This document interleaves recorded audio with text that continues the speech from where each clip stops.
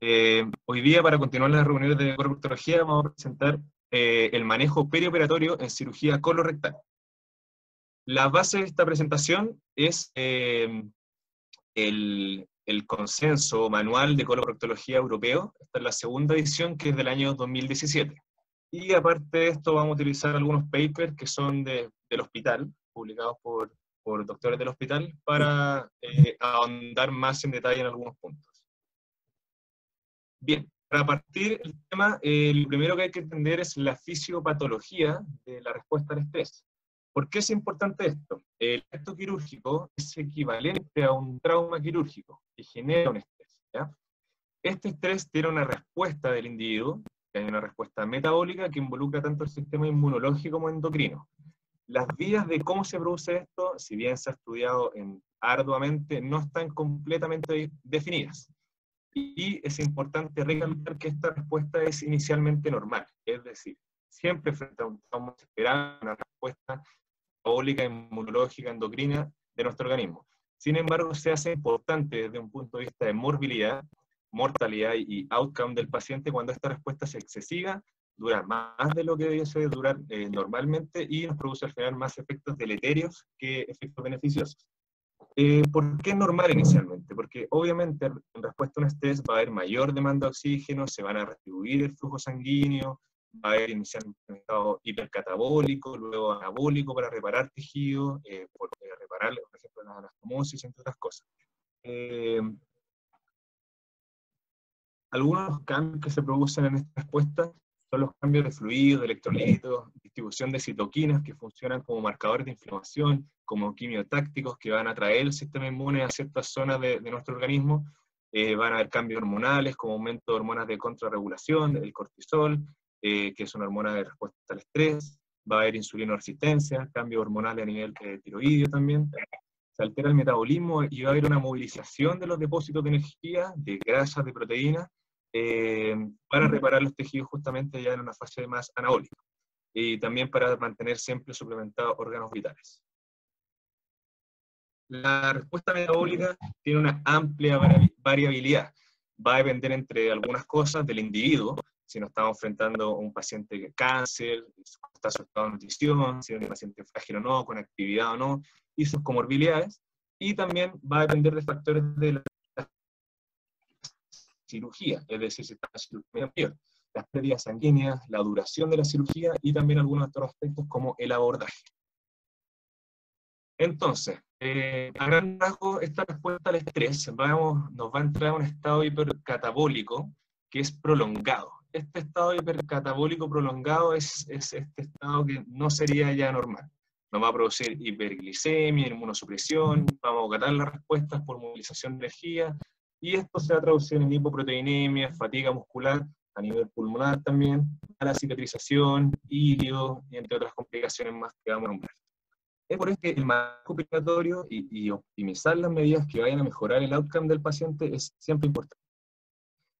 Hay muchos estudios respecto a esto, y con respecto, así como a nivel general, las medidas que vayamos a utilizar tienen que ser fáciles, tienen que ser de bajo costo, y que sean implementables, que sean costo efectivas en el fondo, ¿ya? Porque si que son medidas muy engorrosas, muy caras, que no son fáciles de usar, al final producen más problemas que ayuda.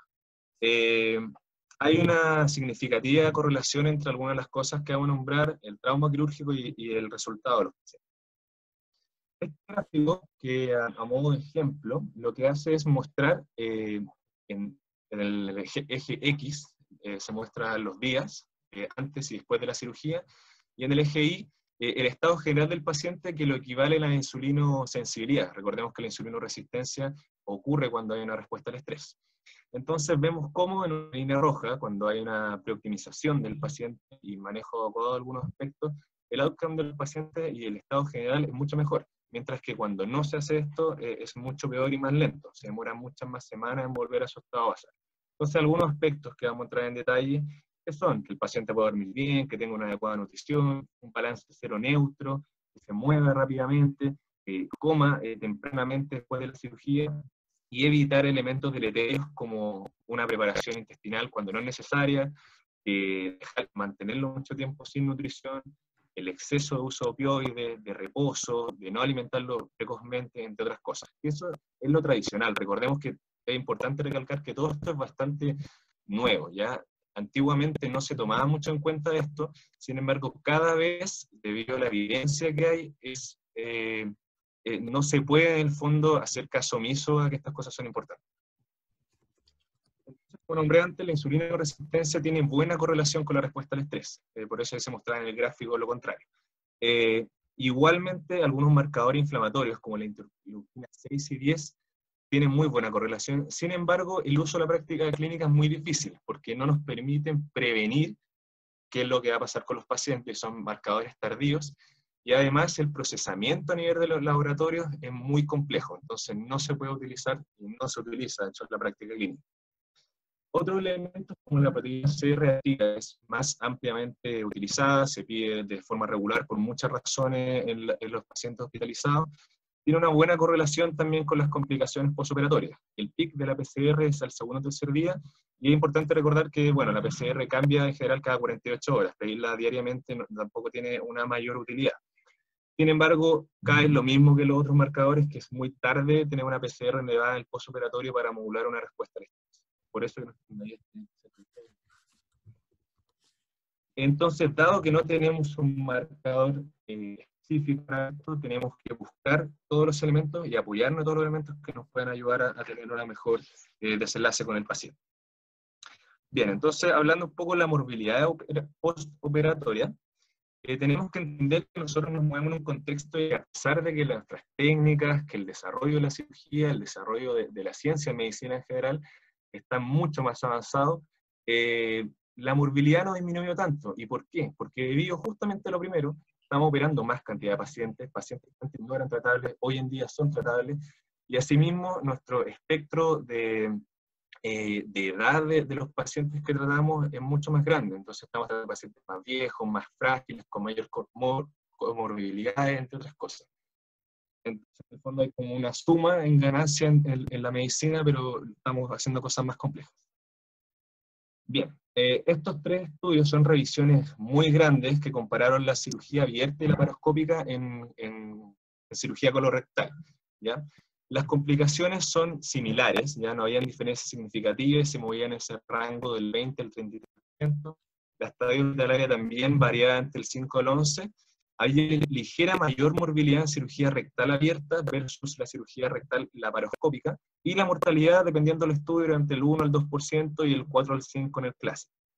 Un estudio en Inglaterra, que es posterior, reveló una mortalidad en cirugía colorectal, tanto abierta como laparoscópica, del 11%, es decir, era 5 veces o 2 veces, dependiendo del estudio, más que los estudios previos. ¿Qué se debe esto y cómo lo explican? Que en el fondo este estudio en Inglaterra mostró que la mortalidad, siguió a los pacientes durante más tiempo, durante 90 días. Los primeros estudios en general son seguimientos más abreviados, posoperatorios tempranos, tan solo 30 días. Entonces, las complicaciones, ¿a qué se van a relacionar? Mayores cuidados hospitalarios, mayor gasto, mayor estadía, mayor mortalidad y un retraso en el inicio de terapia adyuvante. Entonces, tenemos peores resultados oncológicos, por ejemplo, con cáncer. Entonces, ¿qué factores influyen en la respuesta patológica al estrés? El tipo de cirugía, que no es modificable. Esta tabla lo que muestra son los distintos factores que afectan, cómo poder prevenirlos y cómo tratarlos. Hay factores que no son prevenibles, no son tratables. El tipo de cirugía no, por ejemplo, o si el paciente tiene cáncer o no. Si tiene cáncer y necesita una cirugía mayor, no se puede cambiar, salvo algunos aspectos como el abordaje, que sí se puede hacer, que acá lo recomienda, por ejemplo, cirugía mínimamente invasiva. Algunos factores intraoperatorios, el tiempo de la cirugía, las pérdidas sanguíneas, el estado nutricional, que es modificable, por así decirlo, en el perioperatorio, y algunas otras cosas como la alimentación, el balance de los fluidos, el hilio, el abordaje multimodal del dolor y la inmovilización, evitarla tanto en el pre como en el postoperatorio. Vamos a hablarlo más en detalle paso a paso. Entonces, bien, ahora entrando en la optimización del manejo de los pacientes.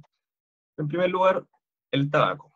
Una revisión del Cochrane de 3 estudios randomizados controlados que incluyeron a 2.000 pacientes hablaba que el cese del tabaco prequirúrgico bajaba las complicaciones a la mitad, del 46 al 19%, más de la mitad.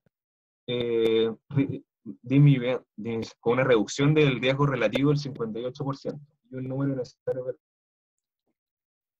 de 4 pacientes. Es decir, que esta suspensión del tabaco no estamos hablando de suspenderlo un año que el paciente haya dejado de fumar 5 años. Estos trabajos se hicieron en pacientes que dejaron de fumar energía un mes antes. Solamente algunos pocos trabajos continuaron con el cese del tabaco por aproximadamente 7 meses. Pero es súper importante recalcar que estos beneficios se obtienen con apenas unos días de cese de tabaco.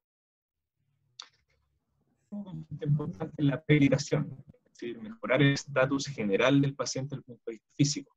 Hay simples como el Up and Go, que lo hacen bastante los kinesiólogos, tanto para evaluar como para tratar a los pacientes, tiene una buena correlación con la morbilidad postoperatoria. El tan solo hecho de hacer a los pacientes caminar ya mejoraría su outcome postoperatorio y disminuiría las complicaciones. Principalmente hablamos de complicaciones globales, desde el punto de vista, por ejemplo, pulmonar y cardiovascular, que son las más frecuentes. Entonces es importante crear programas de ejercicio que permitan mejorar el performance de estos pacientes, ya sea con una evaluación de un kinesiólogo u otro. Con respecto a la parte nutricional, se ha visto que más del 40% de los pacientes que van a cirugía mayor tienen algún problema nutricional y por lo general es riesgo de nutrición o derechamente desnutridos. Es el factor de riesgo modificable más importante, ya que aumenta el doble el riesgo de las complicaciones mayores en los pacientes que están desnutridos. El ESPEN y el ASPEN, que son estas guías y consensos europeos de nutrición, recomiendan hacer un screening nutricional a todos los pacientes que van a cirugía mayor. Y los parámetros más importantes para evaluar el estado nutricional son la pérdida de peso y la albúmina. La albúmina es más difícil uso y está menos estandarizado sus valores, entonces mejor usar la albúmina. Respecto al aporte nutricional perioperatorio, siempre está recomendado en cirugía mayor y cuando tengan algún riesgo nutricional según el score que se utilice. Se ha visto que en pacientes de bajo riesgo, tan solo 5 días de un manejo prequirúrgico nutricional ya les trae beneficio, mientras que en pacientes de mayor riesgo, por ejemplo, que tengan un riesgo alto, hacer un síndrome de alimentación, que estén severamente o gravemente desnutridos, requieren por lo menos 2 semanas, que tampoco es tanto tiempo, si lo pensamos desde el punto de vista de un pronóstico oncológico. En general no va a cambiar tanto en 2 semanas. Y el otro concepto que se habla harto es la inmunonutrición. ¿Ya? Acá no está tan definido, no está tan demostrado los efectos de la inmunonutrición, que son con esos componentes que están ahí en la presentación. Sin embargo, algunos 21 estudios randomizados controlados, que incluyeron 2.700 pacientes, mostraron que las complicaciones bajaron a menos del 50% las de tipo infecciosa y disminuyeron la estadía hospitalaria en 2 días. ¿Ya? No había diferencia en la mortalidad.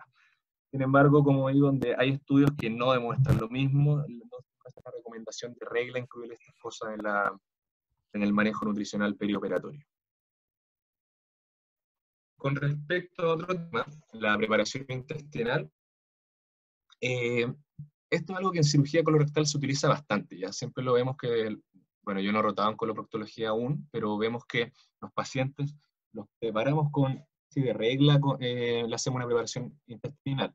Sin embargo, hay una revisión del Cochrane de 18 estudios con 5.800 pacientes que mostraban que no había una diferencia significativa en la filtración anastomótica ni en infecciones del sitio quirúrgico en resecciones de colon y recto.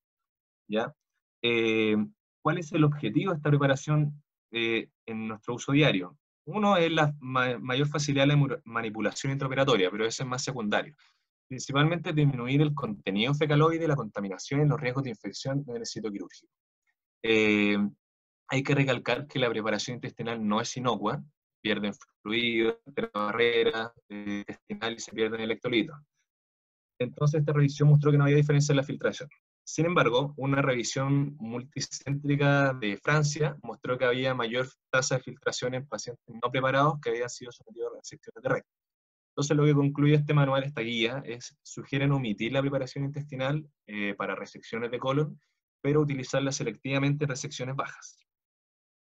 Ahora, más adelante en esta misma guía hacen una recomendación un poco más específica, y hablan que no sería necesario utilizarla en preparación en colon directo o transverso, cuando operamos colon izquierdo y sigmoide, hacer preparaciones con enema, y dejar la preparación anterograda, es decir, vía oral, solamente en ciertos casos. Por ejemplo, cuando tenemos un tumor identificado, donde obviamente para poder examinar bien el colon en el intraoperatorio necesitamos tener un colon completamente limpio.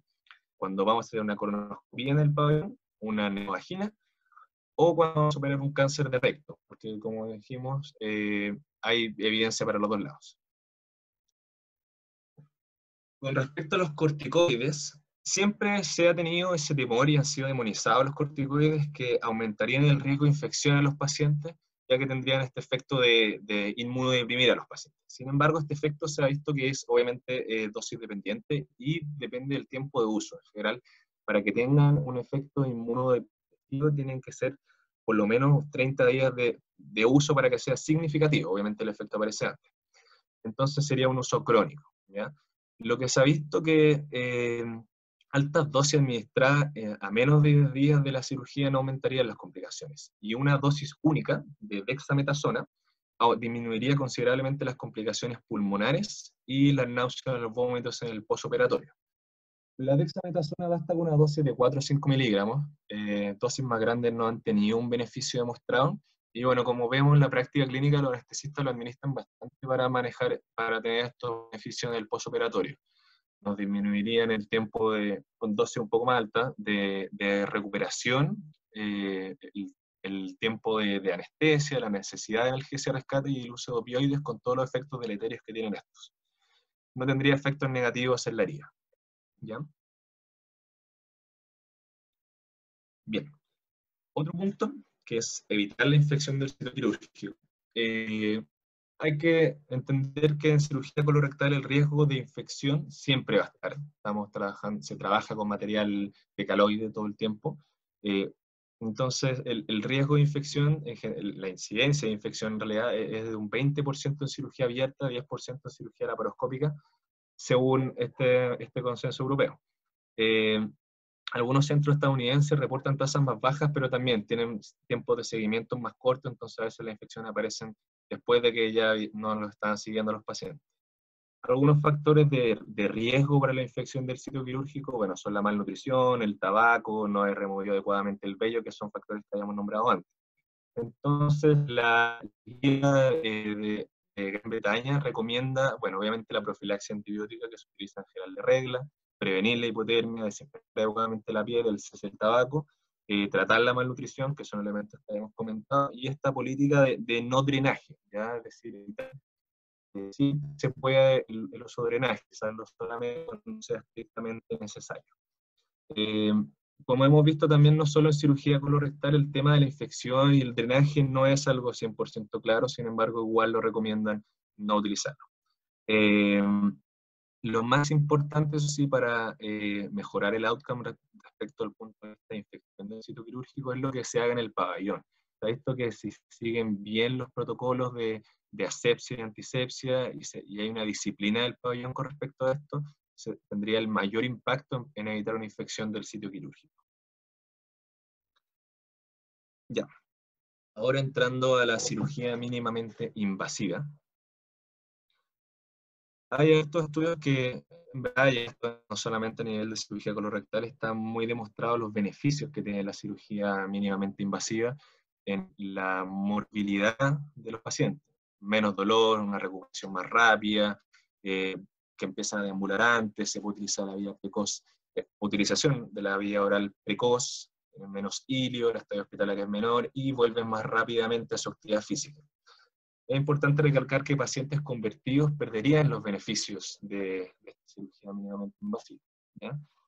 Y se han hecho antiguamente, que ahora tienen otro nombre porque el objetivo es distinto, estos fast track, manejo multimodales, que lo que harían sería un abordaje laparoscópico, buscando una recuperación más rápida del paciente, ¿ya? Y estos resultados se habrían obtenido incluso en pacientes mayores de 65 años, y tendrían beneficio a largo plazo, a 3-4 años, menor tasa de hernias incisionales, obstrucciones intestinales por adherencia.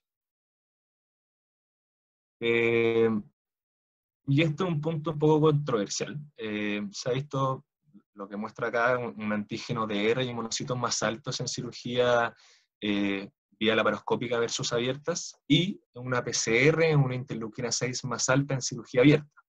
Sin embargo, acá, en una revisión de revistas, que son publicaciones que se han hecho en el extranjero, pero que se publica una especie de resumen acá en Chile, del doctor Vanura, que son 57 pacientes opuestos a una esterectomía laparoscópica y abierta, y lo que se hizo fue medir la proteína C reactiva, la interleuquina 6, como marcadores inflamatorios, y factores marcadores tumorales, perdón, que es el VEGF, y la proteína 3 de unión al factor de crecimiento parecido a la insulina. Y se vio que tanto la PCR, la interleuquina 6 y el VEGF se elevaban en el postoperatorio de forma significativa en ambos tipos de cirugía, sin diferencia significativa entre ellos, mientras que el IGF-3 bajaba en ambas. Entonces se contrasta un poco con lo que vimos anteriormente, que se lee más en cirugía abierta. Bien, este concepto también creo que todos lo hemos escuchado en algún momento, es el ERAS, es una recuperación en el fondo optimizada de los pacientes después de una cirugía, y que a diferencia del Fast Track Surgery, que es el concepto antiguo, no busca que los pacientes se recuperen rápidamente y se vayan de alta rápidamente, sino que busca que la recuperación sea mejor, ¿ya? Entonces, estas guías hoy en día ya ampliamente difundidas, se actualizan constantemente, y los factores claves son un adecuado control del dolor, mantener una homeostasis del medio interno de los pacientes, prevenir el hilio y mantener un adecuado confort del paciente. Algunos ítems más importantes son, bueno, el manejo frío, movilizar y alimentación precoz, un modelo restrictivo de opioides que tienen todos sus efectos negativos que conocemos, mayor hilio, alteran el fondo de la alimentación precoz, las náuseas, los vómitos, la necesidad de mantener folia y más tiempo, entre otras cosas. Un manejo analgésico multimodal, ya que tenga en el fondo hartos tipos de analgesia por distintas vías, pero a dosis más bajas. Omitir la preparación intestinal, como dijimos, siempre que se pueda, y evitar todo lo que sean, por así decirlo, sondas de todo tipo, que sean innecesarias, sondas nasogástricas, las poli, ojalá no más de 24 horas, y los drenajes siempre que se pueda evitarlos. Entonces acá unas recomendaciones a nivel global de los protocolos ERAS, que proponen algunas cosas en azul y las cosas que se deben evitar en rojo, ¿ya? Promueve la tromboprofilaxis, mantener una adecuada entrega de carbohidratos para evitar el aumento de hormonas de contrarregulación, los antibióticos como de profilaxis, la vía mínimamente invasiva, adecuada, una vía oral, uso de vía oral precoz, movilización precoz, analgesia epidural, perdón, entre otras cosas. Y evitar las cosas que ya mencioné previamente. Entonces, los resultados clínicos con los protocolos son, bueno, en 16 estudios randomizados controlados, con 2.370 pacientes en que se aplicaron protocolos ERAS, hubo reducción de las complicaciones a nivel global, ¿ya? Sin embargo, las complicaciones quirúrgicas se mantuvieron sin cambios significativos. Por otro lado, se acortó la hospitalización en 2.3 días, y las readmisiones y mortalidad fueron similares. Fuera del costo inicial, que en general es grande, implementar estos protocolos, todo lo que implica cambiar un poco el modelo de funcionamiento de un hospital, en algunos aspectos, el protocolo ERAS es costo efectivo, por los beneficios que tiene, ¿ya? Y bueno, ya que la presentación, voy a mostrar varios trabajos que son del hospital, el equipo de coloproctología, el doctor Vanura, el doctor Barrera, y el doctor Melo y otros más, que analizar los factores de riesgo de licencia de una anastomosis en una colorectal grapada, ¿ya? Acá netamente es para tocar algunos aspectos que son principalmente del acto quirúrgico, no tanto de lo demás que se puede manejar, ¿ya? Es un estudio de 180 pacientes, 52 de ellas eran mujeres, era promedio 60, y buscaban la correlación de factores de riesgo para una licencia de anastomosis, ¿ya? Ocurrió en el 2% de los pacientes con anastomosis colorectales altas, y en un 14% de los pacientes con anastomosis colorectales bajas, ¿ya? Las principales indicaciones de cirugía en estos casos fueron en cáncer colorectal y en segundo lugar enfermedad articular, y en proporción donde hubo mayor porcentaje de licencia fue megacol. Entonces bien, el análisis univariado, ¿qué factores de riesgo hubieron para la licencia? Género masculino, que no es modificable, la cirugía de urgencia, que sí sería un factor modificable si son patologías que se tratan a tiempo y no en situación de urgencia, la anastomosis baja, la radioterapia preoperatoria, la necesidad de ileostomía de protección y el tiempo operatorio, que también es otro factor que habíamos mencionado que es modificable. Ahora, en el análisis multivariado, solamente quedan como significativos el género, la altura de la anastomosis y la radioterapia pélvica preoperatoria, ¿ya? Más que nada para mencionar algunos aspectos quirúrgicos que podrían ayudarnos a una mejor recuperación de los pacientes previniendo su dehiscencia. Y estas son las conclusiones. Son factores de riesgo en el fondo de dehiscencia de anastomosis a menos de 8 centímetros del margen anal, la radioterapia preoperatoria y el género masculino.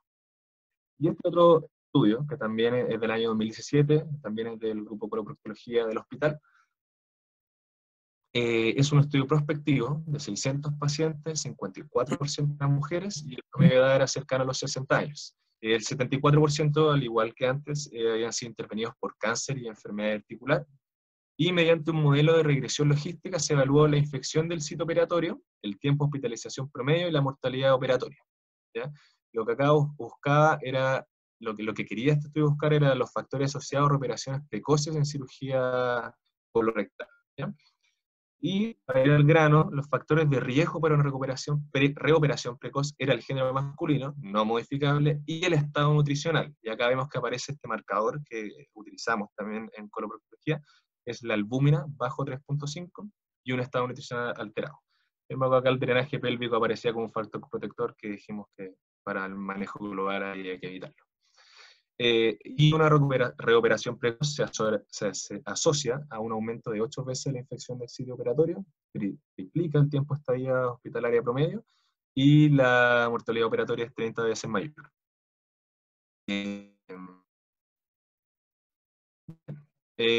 Para terminar, es importante recalcar que, bueno, el manejo operatorio ya es algo que vino para quedarse hace muchos años. Es importante tener en cuenta que debemos implementar todas las medidas que sean posibles en nuestro medio, no solo en coloproctología, sino extenderlo a otras especialidades.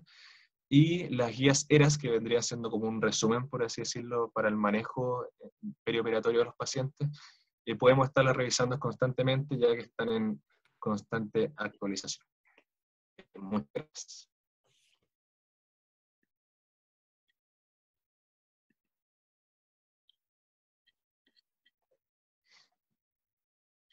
Muy bien, Augusto, muchas gracias por la presentación muy completa.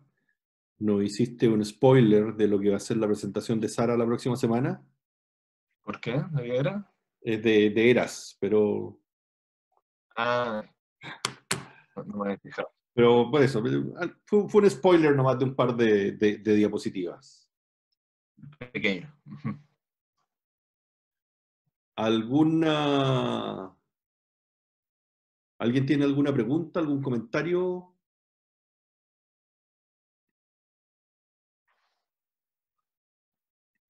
Carlos García, ¿quieres hacer algún comentario?